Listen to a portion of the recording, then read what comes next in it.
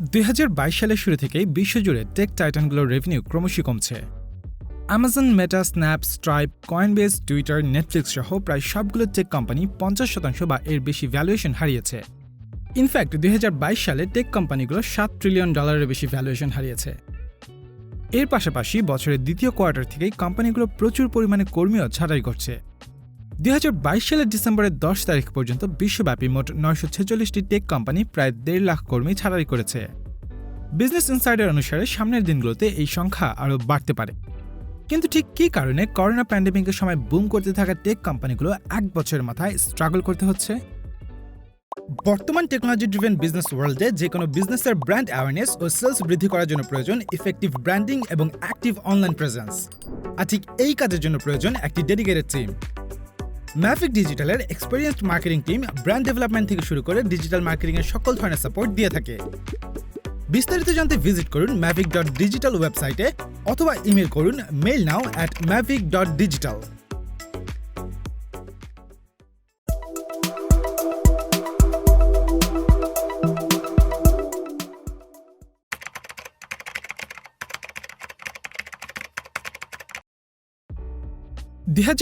সালের জুন মাসের শেষ দিকে ফেসবুকের প্যারেন্ট কোম্পানি মেটা প্রথমবারের মতো $1 ট্রিলিয়ন ভ্যালুয়েশন ছাড়িয়ে যায়। কিন্তু এর কয়েক মাস পরেই মেটার স্টক প্রাইস ক্রমাগতই কমতে শুরু করে। এর মধ্যে অক্টোবরের 4 তারিখে টেকনিক্যাল ইস্যুর কারণে ফেসবুক আউটেজ দেখা দেয়, যার ফলে সেদিনই ফেসবুকের স্টক প্রাইস আরও 5% কমে যায় এবং ফেসবুকের প্রতিষ্ঠাতা মার্ক জাকারবার্গের পার্সোনাল ওয়েলথও $6 বিলিয়ন কমে যায়। ইনফ্যাক্ট গত এক বছরের বেশি সময়ে মেটার সর্বোচ্চ $1 ট্রিলিয়ন ভ্যালুয়েশনের 2/3 হারিয়ে বর্তমানে মার্কেট ভ্যালুয়েশন $300 বিলিয়ন বেশি।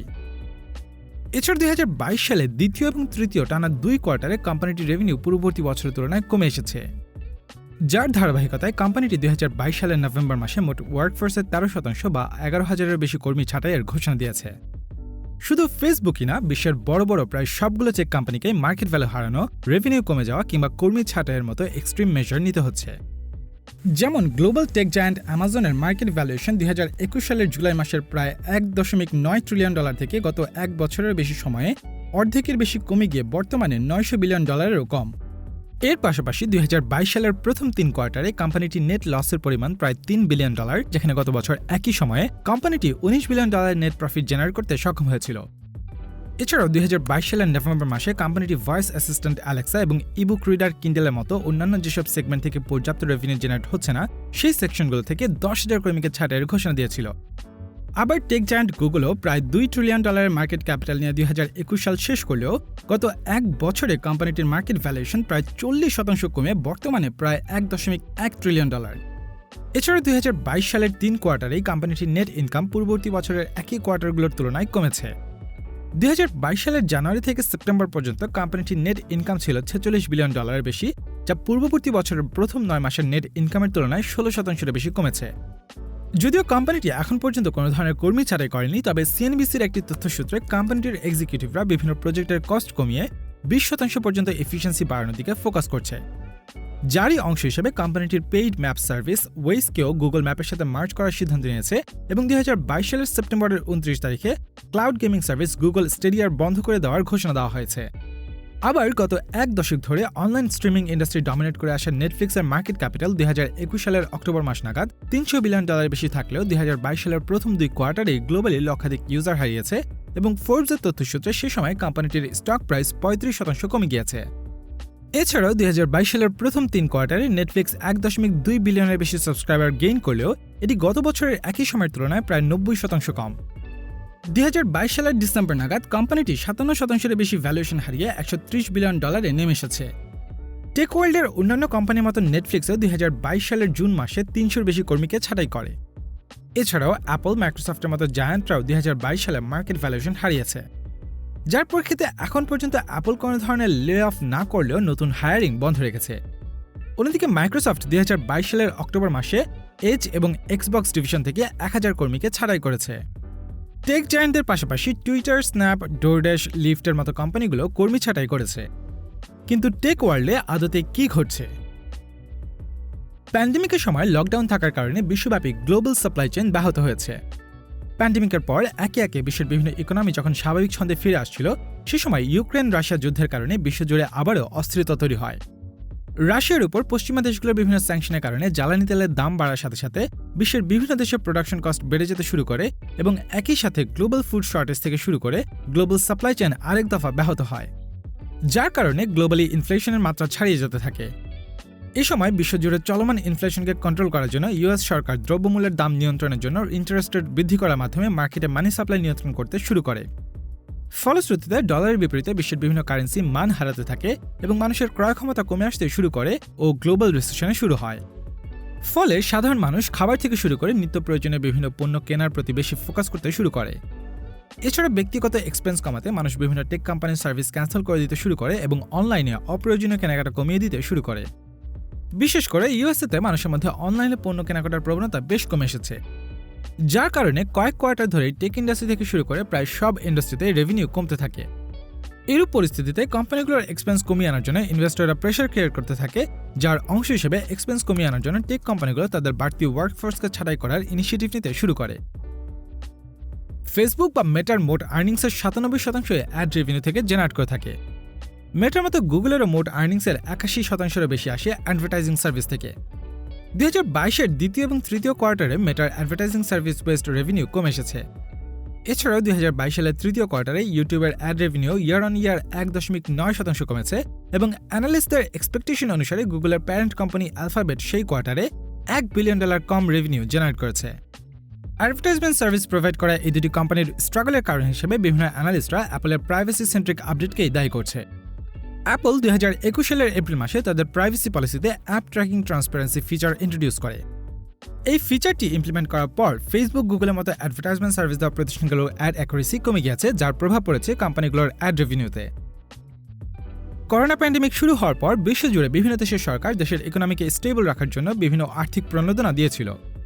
2020 সালের মার্চ মাসে ইউএস সরকার তাদের ফেডারেল রিজার্ভ এক সপ্তাহের ব্যবধানে 12.4% বৃদ্ধি করে $5.3 ট্রিলিয়ন উন্নীত করে, যা দিয়ে মহামারী চলাকালীন বিজনেস সেক্টরে $1.7 ট্রিলিয়ন আর্থিক প্রণোদনা দেওয়া হয়।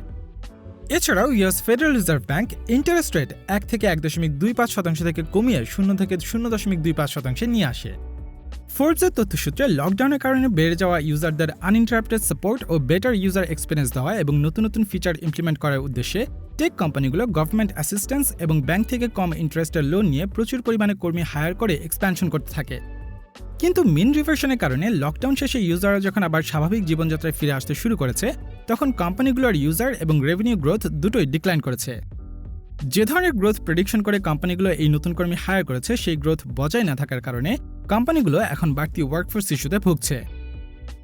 করোনা মহামারী চলাকালীন 2020 এবং 2021 সালে বিশ্বের টেক জায়ান্টগুলোর পাশাপাশি টেক বেসড বিভিন্ন e-commerce, food delivery service, entertainment service, social মিডিয়াগুলোর ইউজার ও রেভিনিউ অপ্রত্যাশিতভাবে বেড়ে যায়, যার সাথে সাথে বেড়ে যায় কোম্পানিগুলোর ভ্যালুয়েশনও। মূলত মহামারী চলাকালীন পুরো বিশ্বজুড়ে লকডাউনের কারণে মানুষজন অনলাইন প্ল্যাটফর্মগুলোর উপর বেশ নির্ভরশীল হয়ে পড়েছিল। যোগাযোগ এবং অফিসিয়াল কাজের জন্য তখন মানুষ ফেসবুক, টুইটার, হোয়াটসঅ্যাপের মতো সোশ্যাল মিডিয়া প্ল্যাটফর্মগুলোতে বেশি সময় কাটাতে শুরু করে। রেস্টুরেন্টে যেতে না পেরে মানুষ উবার ইটস, ডোরড্যাশ, গ্রাব হাবের সাহায্যে ঘরে বসে ফুড ডেলিভারি নেওয়া, সিনেপ্লেক্সের বদলে নেটফ্লিক্স, অ্যামাজন প্রাইম, ডিজনি প্লাসের মতো সার্ভিসে মুভি সিরিজ উপভোগ করাতে অভ্যস্ত হয়ে পড়েছিল। এছাড়াও লকডাউনে থাকা মানুষের জীবনযাত্রার মান স্বাভাবিক রাখার জন্য বিশ্বের বিভিন্ন দেশের সরকারই সে দেশের জনগণকে আর্থিক প্রণোদনা দিয়েছিল। যেমন ইউএস সরকার দেশটির জনগণকে $1.8 ট্রিলিয়ন প্রণোদনা দিয়েছিল, যা ওই ক্রুশিয়াল সময়ে মানুষের ক্রয় ক্ষমতা বাড়িয়েছিল, যা দিয়ে তারা অনলাইনে বিভিন্ন এসেনশিয়াল সার্ভিস ও পণ্য কেনাকাটায় ব্যয় করেছিল, যা মূলত টেক কোম্পানিগুলোর এই অপ্রত্যাশিত রেভিনিউ গ্রোথের আরেকটি কারণ। ফলশ্রুতিতে ইনভেস্টররাও এই কোম্পানিগুলোর স্টকে ইনভেস্ট করতে শুরু করে, যা কোম্পানিগুলোর ভ্যালুয়েশন কয়েক গুণ বাড়িয়ে দেয়। বিশ্বের বড় বড় কোম্পানির মার্চ মাসের শুরুর দিকে ভ্যালুয়েশনের সাথে গত 2 বছরের মধ্যে সর্বোচ্চ ভ্যালুয়েশনের দিকে লক্ষ্য করলে দেখা যায় অ্যাপলের ভ্যালুয়েশন $1.2 ট্রিলিয়ন থেকে বেড়ে প্রায় $3 ট্রিলিয়ন কাছাকাছি বা 2.5 গুণ বেড়ে যায়। আবার মাইক্রোসফটের ক্ষেত্রেও $1.2 ট্রিলিয়ন ভ্যালুয়েশন দ্বিগুণের বেশি বেড়ে $2.5 ট্রিলিয়ন পৌঁছায়। একই সময়ে অন্যান্য টেক কোম্পানিগুলোর ভ্যালুয়েশন বাড়তে থাকে, যার মধ্যে গুগলের প্যারেন্ট কোম্পানি অ্যালফাবেটের ভ্যালুয়েশন দ্বিগুণের বেশি বেড়ে $2 ট্রিলিয়ন, ফেসবুকের প্যারেন্ট কোম্পানি মেটার ভ্যালুয়েশন প্রায় দ্বিগুণ বেড়ে $1 ট্রিলিয়ন ছাড়িয়ে যায়, অ্যামাজনের ভ্যালুয়েশনও প্রায় দ্বিগুণ বেড়ে $1.8 ট্রিলিয়ন পৌঁছায়। এছাড়া নেটফ্লিক্সের ভ্যালুয়েশনে বেড়ে যায় এবং টেসলার ভ্যালুয়েশন করোনা পূর্ববর্তী সময় থেকে 10 গুণ বেড়ে যায়। কিন্তু 2021 সালের মাঝামাঝি সময়ে বিশ্বজুড়ে বিভিন্ন দেশ যখন লকডাউন তুলে নিতে শুরু করে, তখন মানুষজন আবারও স্বাভাবিক জীবনযাত্রায় ফিরতে শুরু করে, যার কারণে কোম্পানিগুলোর এক্সপোনেনশিয়াল গ্রোথ কমে আসতে শুরু করে এবং প্যান্ডেমিকের পূর্বের লেভেলে যেতে থাকে। এই বিষয়টিকে মূলত রিভার্সন টু দ্য মিন বলা হয়। মিন রিভার্সন মূলত একটি ফিনান্সিয়াল থিওরি যেখানে কোনো হিস্ট্রির কারণে কোনো অ্যাসেটের দাম বাড়লেও তা ইভেন্চুয়ালি পূর্বের অ্যাভারেজে ফিরে আসবে বলে প্রেডিক্ট করা হয়। সাধারণ মানুষ এই সার্ভিসগুলোর প্রতি যে পরিমাণে ডিপেন্ডেন্ট হয়ে পড়েছিল তাতে কোম্পানিগুলো ধারণা করেছিল এই অবস্থা সামনের দিনগুলোতেও বজায় থাকবে। কিন্তু লকডাউন শেষ হওয়ার পর মানুষজনের হ্যাবিট খুব দ্রুতই করোনা পূর্ববর্তী অবস্থানে ফিরে যেতে থাকে। এদিকে করোনা মহামারীকালীন নেওয়া বিভিন্ন ইকোনমিক পলিসি এবং জিওপলিটিক্যাল টেনশনে 2022 সালের শুরু থেকে চলমান গ্লোবাল রিসেশনের কারণে জীবনযাত্রার খরচ বেড়ে যাওয়ায় সাধারণ মানুষ নিত্য প্রয়োজনীয় বিভিন্ন পণ্য কেনার উপরই বেশি ফোকাস করা শুরু করেছে, যার কারণে এসব কোম্পানির রেভিনিউ কমতে শুরু করেছে। ফলশ্রুতিতে কমতে শুরু করেছে কোম্পানিগুলোর ভ্যালুয়েশনও। ইতোমধ্যেই প্যান্ডেমিকের সর্বোচ্চ ভ্যালুয়েশন থেকে অ্যাপল প্রায় 30%, মাইক্রোসফট 30%-এর বেশি এবং গুগল 40%-এর বেশি ভ্যালুয়েশন হারিয়েছে। অ্যামাজন ও নেটফ্লিক্স অর্ধেকেরও বেশি ভ্যালুয়েশন হারিয়ে বর্তমানে কোম্পানি দুটোর ভ্যালুয়েশন প্যান্ডেমিক অবস্থান থেকেও নিচে। এমনকি ফেসবুক প্যারেন্ট কোম্পানি মেটা ও ইলেকট্রিক কার ম্যানুফ্যাকচারার টেসলা প্যান্ডেমিকের সর্বোচ্চ ভ্যালুয়েশনের 2/3 হারিয়েছে।